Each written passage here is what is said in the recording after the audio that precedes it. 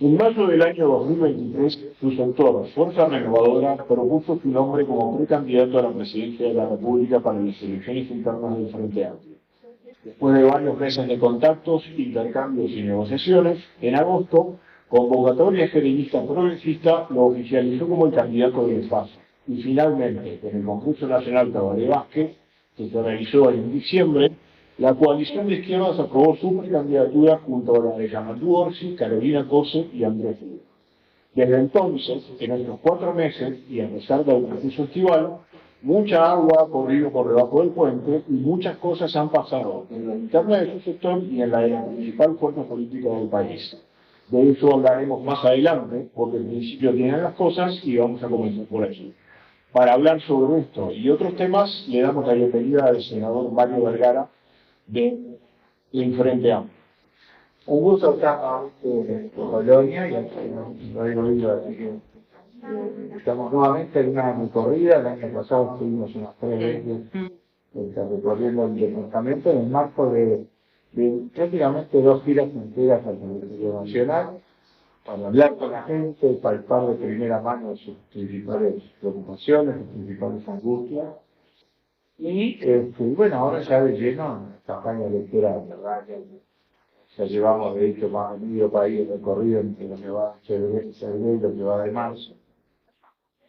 Y bueno, ya es la etapa no solamente de registrar claramente cuáles son los temas que a la gente más le preocupan, sino también en la etapa de propuesta a la luz de también el proceso del Frente Amplio, que ya aprobó sus bases programáticas. Así que es un gusto estar nuevamente en Colonia y la zona. Mario, desde el Frente Amplio se repite que más allá del candidato, lo que los une es el programa y el sustento sobre el que se va a proyectar un futuro gobierno. ¿Da lo mismo votar a Vergara, Cose, Orsi o Lima? ¿Por qué votar a Mario Vergara? No da lo mismo en el sentido de que el Frente Amplio no es homogéneo, no es uniforme, no tiene una única visión sobre las cosas. El Frente Amplio, desde hace 53 años, cuando nació, fue siempre un cursor de perspectivas políticas ideológicas. Se hablaba en su momento de que el Frente era la construcción de cristianos, marxistas, anarquistas, blancos, tolerados, ¿no? Comunistas, socialistas, etc., que claramente reflejaban perspectivas del mundo diferentes, pero que entendieron en su momento, con Sereño a la cabeza, que la unidad política era fundamental para la izquierda avanzada y bueno, y actualmente después llegando a gobernar el Uruguay. Por lo tanto, el Frente Amplio nació y toda su existencia fue diversidad. Hoy también es diversidad, evidentemente había bloques más o menos claros de perspectivas diferentes, ¿verdad? Todo lo que se habló de los partidos comunistas, socialistas, por un lado, del MPP por otro, y el serenismo, el antagonismo por otro. Por lo tanto, la diversidad es muy importante para el Frente Amplio. Gente que procura representar los intereses de la sociedad toda tiene que ser diverso, porque la sociedad es diversa. Eso sí, la diversidad del Frente Amplio es riqueza, porque se condensa en unidad. Uno de los aspectos de la unidad que tú mencionabas es el programa. Acabamos de aprobar el fin de semana anterior las bases programáticas que el Frente Amplio pone a consideración de la ciudadanía ahora para el proceso electoral, siendo el único partido que tiene un programa común y que está sobre la mesa a consideración de la ciudadanía. A veces cuando escuchamos de algunos candidatos de la coalición que el Frente no da certezas, que genera dudas, ¿qué va a hacer? Primero, somos si hubieran estado de espalda durante 15 años. Podrán estar más de acuerdo o no con lo que el Frente Amplio hizo en 15 años de gobierno, pero certeza de lo que hacía, obviamente siempre dio. Por otro lado, es el único partido que tiene hoy un programa sobre la mesa. Ni el Partido Nacional, ni el Partido Colorado, ni el Cabildo, ni el Partido Independiente, ni el PEL, ni el Partido de la Gente, ninguno tiene un programa hoy sobre la mesa. Y después, la unidad y el accionar político, ¿verdad? Nosotros tenemos todas las discusiones del mundo en la interna del Frente, pero tenemos claro que a la hora de la acción política la unidad es fundamental. Por lo tanto, el Frente es unidad en la diversidad, y eso se refleja también en los perfiles de las precandidaturas. Justamente, las precandidaturas reflejan esa diversidad. El espacio marxista, digamos, tiene una precandidatura, el espacio del instituto tiene otra precandidatura, el feminismo tiene otra precandidatura. Entonces, hay perfiles diferentes, con perspectivas político-ideológicas diferentes. Todos nos seguimos en las bases programáticas. Y las bases programáticas son bases programáticas, ¿verdad? Después, a la hora de aterrizar eso en plan de gobierno y de gestión de gobierno, bueno, pues los distintos perfiles tienen sus prioridades, su forma de trabajar, su forma de hacer las cosas. En un gobierno que de todas maneras va a ser el Frente Amplio, porque está claro que es impensable que se Frente gana, que no esté representado por su diversidad también en el gobierno. Así que no es lo mismo, no es lo mismo.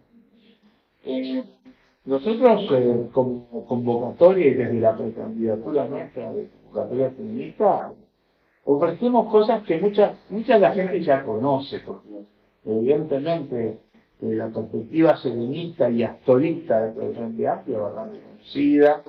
Todo el mundo sabe el rol que jugó Danilo Astori y el astorismo y el serenismo en los 15 años de gobierno del Frente, dando certeza, dando garantías en la gestión económica, en la gestión del turismo y en otras áreas. Y bueno, tenemos una vocación, a mí en lo personal me tocó estar 14 de los 15 años de gobierno del Frente en el equipo económico del Frente, trabajando codo a codo con Danilo. Y bueno, ahí hay un perfil que creo que la gente más o menos conoce y entiende. Cómo vemos el accionar en términos de la ética, cómo vemos el accionar en términos de la gestión de gobierno y de la gestión política. Bueno, sí, no somos todos iguales en el buen sentido. Cada uno tiene sus fortalezas y sus debilidades. Precisamente, ayer se cumplieron 53 años del primer acto de masa del Frente Amplio, el 26 de marzo de 1951, en la final de la Intendencia de Montevideo, cuyo único orador en aquel entonces fue el general Miguel Frey. En el acto que se realizó este martes para conmemorar la fecha, usted en su discurso recordó la figura de Frey, recordó la figura de Astori y apeló a la unidad de la coalición como garantía de lograr las mejoras necesarias en función de las lecciones aprendidas. Es más, en una entrevista con la Diaria, se animó a calificar los 3 gobiernos del Frente Amplio y llamó la atención la nota que le puso al último, a la segunda administración del doctor Cavalli Vázquez, un 5. ¿Por qué? Lo de ayer, no de las lecciones aprendidas, iba en ese sentido.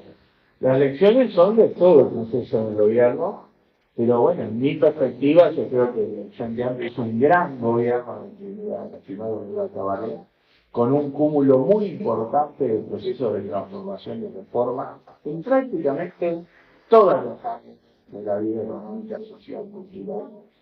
Fue un gobierno histórico de cambios y de mejoras. El segundo gobierno tuvo una continuidad en el proceso de reforma, pero fue bastante más modesto en ese sentido, en un contexto donde el bienestar, la igualdad y los derechos fueron mejorando durante todo. Yo creo que este gobierno fue más inercial, no tuvo una agenda clara de transformación. Por eso yo un poco calificaba los gobiernos de 9 en primero, 7 en segundo, 5 en tercero. Pero también decía, igual ese 5 es mejor que el 3 que le pongo a este gobierno. Pero evidentemente nosotros tenemos lecciones para tomar de las cosas hechas en los gobiernos por una sencilla razón. Gente que nos votó 3 veces seguidas, en la cuarta no nos votó. Es decir, entonces pierde el gobierno y hay que entender por qué. Porque si uno ve un montón de resultados tangibles en prácticamente todas las áreas, mi país está mejor después de 15 años de gobierno del Frente en bienestar, en igualdad, de derechos. Sin embargo, no tuvimos la capacidad de continuar. Ahora, tuvimos un proceso de autocrítica fuerte en la interna del Frente que fue difícil, no nos arrancamos los brazos, más bien tratamos de entender y sacar lecciones. Y una lección clara fue que nos habíamos alejado de la gente, que habíamos debilitado fuentes de diálogo con la sociedad uruguaya. En particular, en general con la sociedad uruguaya, pero en particular también con el interior, o los interiores, con el sector agropecuario, con las jóvenes. También actuamos con soberbia, nos faltó humildad en muchos relacionamientos. Entendíamos que, o sea, muchos compañeros pensaban que habíamos ganado por siempre, entonces uno se preocupa de seguir ganando la elección porque ya la tiene ganada y nos dedicamos a la disputa interna, al perfilismo, el sectarismo que nos dañó, nos hizo nuestra comunidad, nuestra candidata. Entonces no trae muchas lecciones así, ¿no? Y quiero que de esa autocrítica salimos a trabajar. El Frente Amplio que escucha fue un proceso que nos llevó a recorrer 2 veces enteras todo el territorio, cientos de ciudades y localidades, 1.700 reuniones con quienes pensaban como nosotros y quienes no.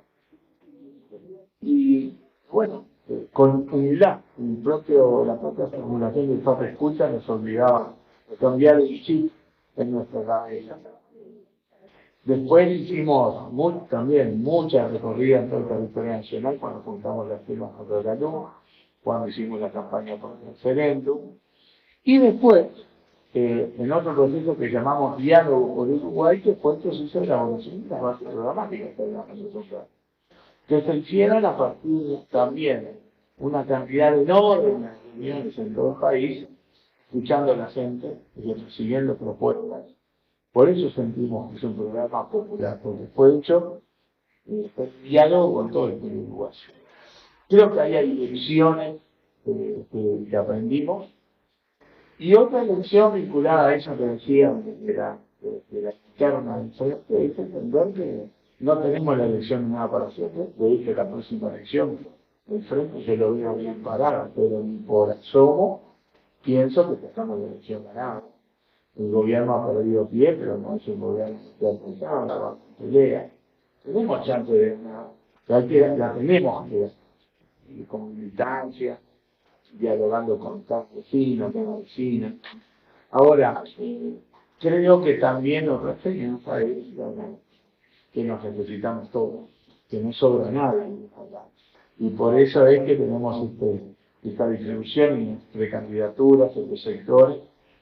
Y de hecho, la importancia que nosotros le damos también a la precandidatura de convocatoria de serenista, que es la de no solamente contribuir a los equilibrios internos en el frente, en el marco de esa universidad de la que hablamos, sino también de potenciar la capacidad de diálogo con la sociedad uruguaya. Nos precisamos todos para eso. Justamente ayer los 4 precandidatos pusieron un énfasis especial en la necesidad de salir a buscar voluntades. Claro. ¿Hay poco clima de campaña? ¿Cómo están teniendo dificultades para convocar a militantes? No, yo creo que de a poco la campaña se va instalando, ¿no? La realidad de hasta el 30 de junio va a ser todavía más intenso. Uno ya empieza a ver publicidad en las calles, en las rutas, algunas publicidades en los medios que están en el borde del violado alegre, creo yo, pero bueno, pero no, yo creo que estamos mirando. Yo escucho alguna publicidad de algunos candidatos y realmente es un llamado a acompañarlo, a votarlo, fuera del plazo estipulado. Pero en todo caso creo que de a poco sí se va a instalar un clima de campaña.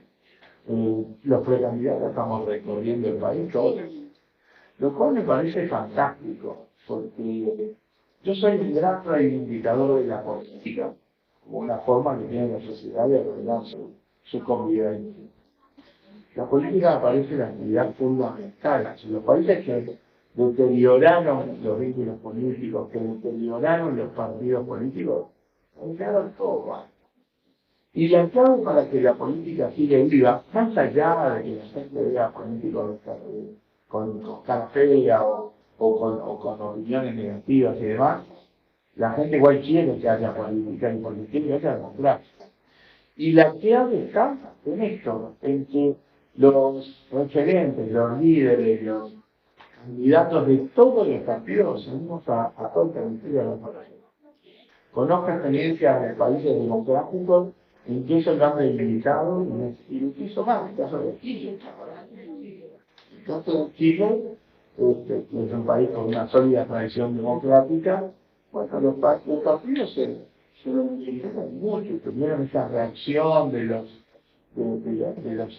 sectores sociales y demás, que después, al no estar canalizados en la vida política, creo que ha generado un poco de frustración. Bueno, creo que de a poco también ellos harán aprendizaje y volverán.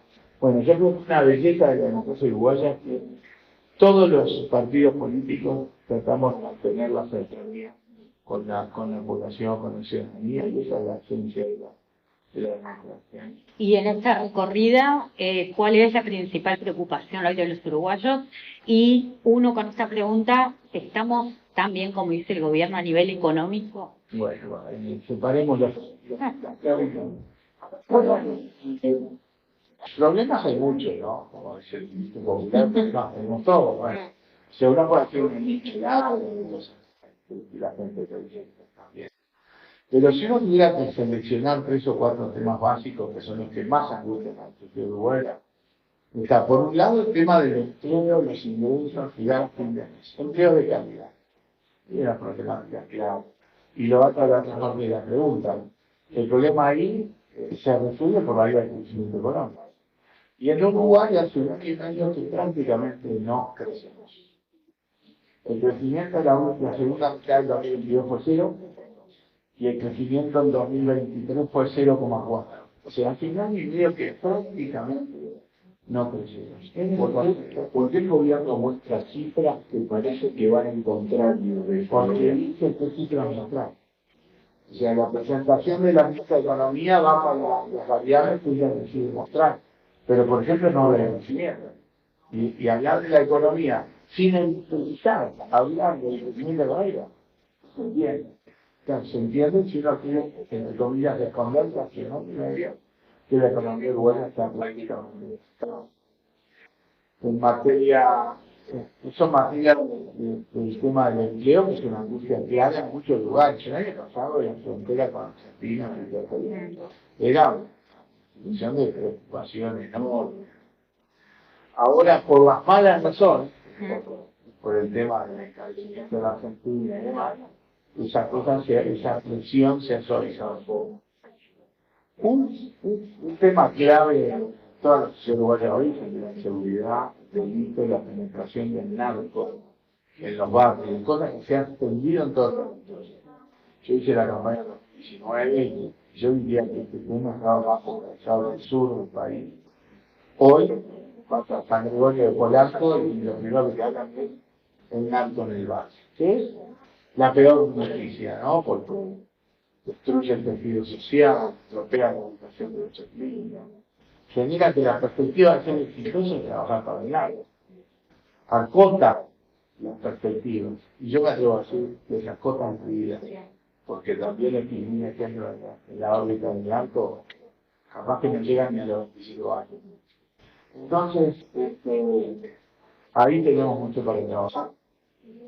Está claro que nadie tiene la solución mágica para la seguridad, pero lo que no podemos hacer es tratar ese tema con frivolidad, como botín electoral, que yo creo que fue como se trató en 2019. El tema de seguridad, ¿saben lo que pasaba? Terminaba siempre la caricatura, anunciaba Nomi, y la solución mágica que tenía la oposición era subir penas y empezar la represión. Solo con represión, claramente, no se resolvió. Se soslayó la prevención, la inteligencia policial, se ignoró por completo el tema de la rehabilitación, ¿no? El panorama del cáncer tenebroso, bajamos el informe del comisionado parlamentario. Ya el combate al lavado de dinero se debilitó, y esa es la forma por la cual los narcos blanquean sus ganancias. Entonces, este gobierno, nosotros confiamos mucho en la visión de lo que son las políticas de seguridad del gobierno. Pero también hay que decir que nadie tiene la solución mágica. Y que este es un tema que no se va a resolver en la administración de gobierno. Por lo tanto, hay que ir a un diálogo, hay que ir a un diálogo con el sistema político, con otro mapa político, o sea, que lo hace el Frente Amplio Gana, y con las organizaciones sociales, para tener una organización que atraviese las administraciones de gobierno, lo que se llamaba política de Estado. En enero usted propuso un diálogo interpartidario sobre materia de seguridad que incluso recibió críticas del director del PNR. Así es, político y social, ¿no? Porque hay muchas organizaciones de la sociedad civil que trabajan en estos temas, con liberados, con rehabilitación, etc. Efectivamente, hay perspectivas distintas en frente de lo que debe ser procesos de diálogo con la coalición. Hay gente que plantea que, bueno, que no hay nada que discutir con la derecha. Bueno, esa no es una visión, digamos, porque si no estaríamos negando el propio sentido de las políticas de Estado que impulsaba Sereni. Y también hubo planteamientos que ahí sí son más entendibles de que, bueno, el marco de la campaña electoral no es el mejor terreno para buscar un diálogo y un acuerdo. Eso es entendible. Pero el solo hecho de plantear que esto tiene que llevar a un diálogo y a la búsqueda de una política de Estado ya hace que tratemos el tema de manera diferente en la campaña electoral y que no se trate como botín electoral. Y más allá de las críticas de dentro del Frente Amplio, desde el punto de vista del gobierno, del oficialismo, ¿cuál fue la percepción? También diversa. Hay gente que vio con buenos ojos esa posibilidad, porque ellos mismos están afrontando la situación que no estamos afrontando.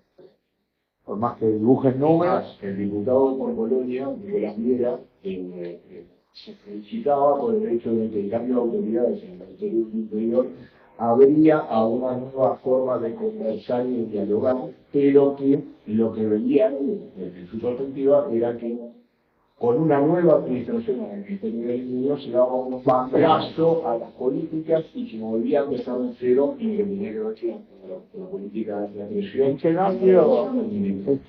ha habido una estrategia clara en materia de seguridad. Parte de pegar dos gritos en la policía y tener un mando policial más que de hecho fracasó también, porque este gobierno tuvo que desmantelar el mando policial a partir de los cambios especiales, no quedó nadie en la cúpula de la Policía Nacional, tuvo que destituir 12 jefes de policía. O sea que poco el mando policial era el que iba a conducir este proceso. No hay una estrategia clara, más allá de subir las penas, meter más gente en la cárcel de manera más indiscriminada. Hoy hay 15.500 presos, 4.500 más en el 2020. Con lo cual, el panorama entonces de rehabilitación tiene poco dinero. Y, bueno, hay que buscar el diálogo en esa materia. Otro tema que también requiere diálogo es el de educación. Es otra de las angustias de la gente, porque por supuesto seguimos pensando que la educación es la llave a la seguridad, salgan adelante, más en el mundo de hoy, tecnológico, incierto, cambiante, difícil. Y el mundo laboral y para el mundo en general, ¿no? En los gobiernos del frente, los indicadores de la educación mejoraron, pero muy modernos. No hicimos una reforma integral del sistema. Creo que hicimos el germen, que para mí es el plan Ceibal. El gobierno actual tenía una reforma en la mano, decía, este documento del EDU 21 es reforma. Hasta que pasaron rayas y se dieron cuenta que tenía un costo de 1,5 o 2,2. Y como ellos no estaban dispuestos a aumentar el presupuesto educativo, esa reforma quedó de lado y la degradaron a lo que le llamaron transformación educativa, que fue un proceso que realmente fue improvisado, sin un hilo claro, con muy poco diálogo con la comunidad educativa, que terminamos discutiendo si esa materia sí, esa materia no, cuántas horas por semana, si primero, segundo y tercero le llamamos séptimo, octavo y noveno, o sea, nada que parezca en sustancia una reforma. Y atravesando todos estos temas está el tema de la fragmentación social, la estructura social. Tenemos hoy sectores de la sociedad que van hacia lados diferentes, divergentes, no es que vayan a ritmos distintos, van para lados distintos. Cada vez más la famosa integración tenía la sociedad uruguaya se viene desvirtuando y deteriorando pasos agigantados. Tenemos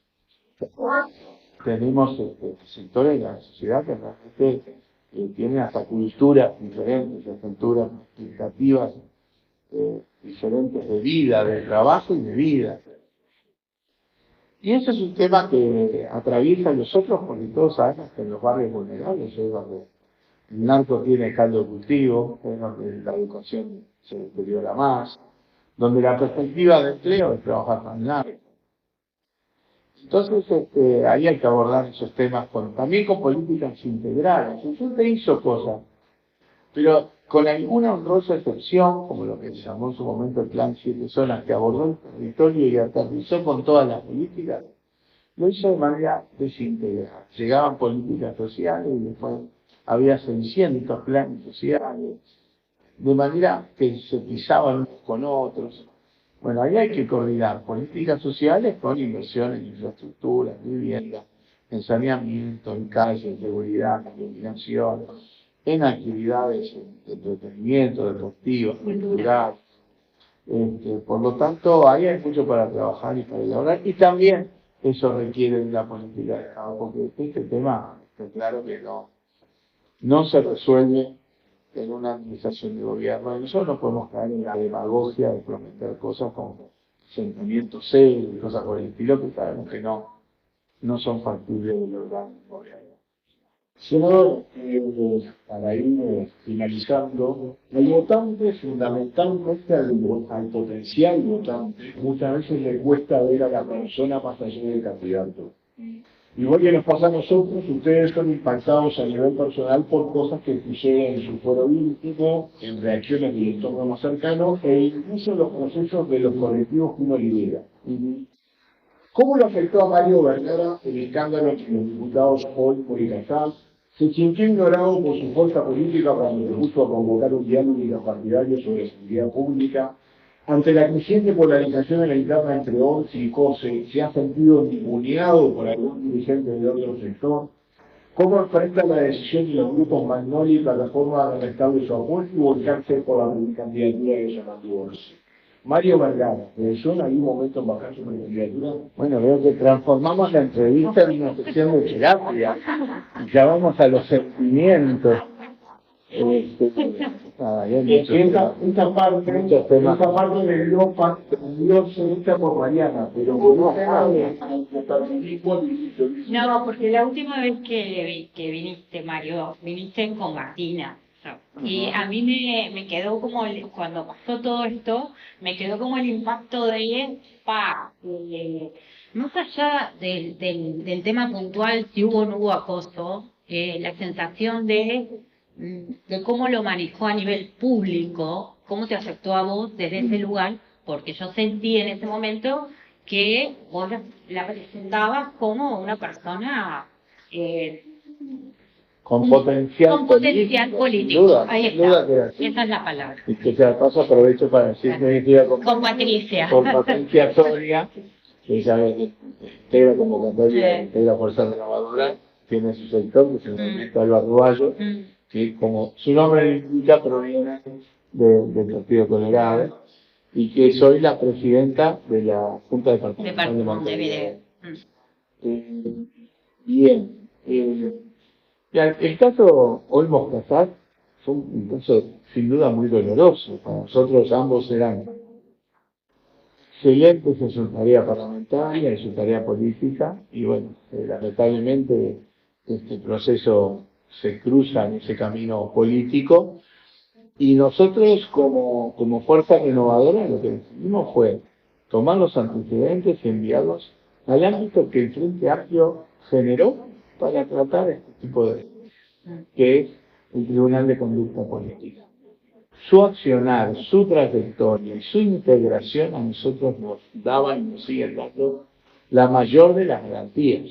Incluso en estos temas, ¿verdad?, de violencia política, eventual violencia de género, porque la integración del tribunal incluye feministas de la primera hora, como Margarita Perkovich o Liliana Perkovich. O sea, el tribunal a nosotros daba toda la verdad. Y nos dijimos, mientras trabaja el tribunal, respetando el protocolo del Frente Amplio, nos llamamos a silencio. O sea, hay que dejar trabajar al tribunal con tranquilidad. Lamentablemente el manejo mediático no fue tan así, no desde el lado de Fuerza Renovadora, que nosotros efectivamente nos llamamos a silencio. Y dijimos que nos íbamos a atener a lo que el tribunal definiera y fuera, obviamente, después avalado por el plenario del Rey. Y fue lo que hicimos. El tribunal, en el marco de varios casos que presentó el último plenario, incluye este caso y entiende que no había indicios de situaciones de acoso. Con lo cual, nosotros tomamos ese dictamen, que fue avalado por más de 4 quintos del plenario nacional, es una mayoría muy exigente. Y bueno, en función de eso vamos a seguir con la vida política. Fue un proceso doloroso, sin duda, pero bueno, vuelvo a decir, a nosotros el Tribunal de Conducta Política del Frente Amplio y el propio Frente Amplio nos dan la garantía de que se hizo lo que se debía hacer.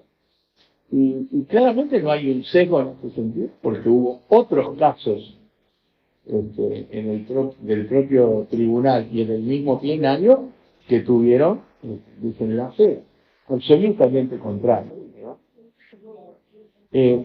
Otras cosas son de peripecia política, ¿verdad? Y cada uno hace el cálculo que tenga que hacer para decir, bueno, llego hasta acá por un lado y después bajo algo y subo por otro lado. Me parece que son cosas que naturalmente se dan en la política. No van a lograr nunca porque solo van a ser un candidato. El primer punto, la candidatura no es de Mario Verdad. Y no es Mario Verdad el que decide subir o bajar.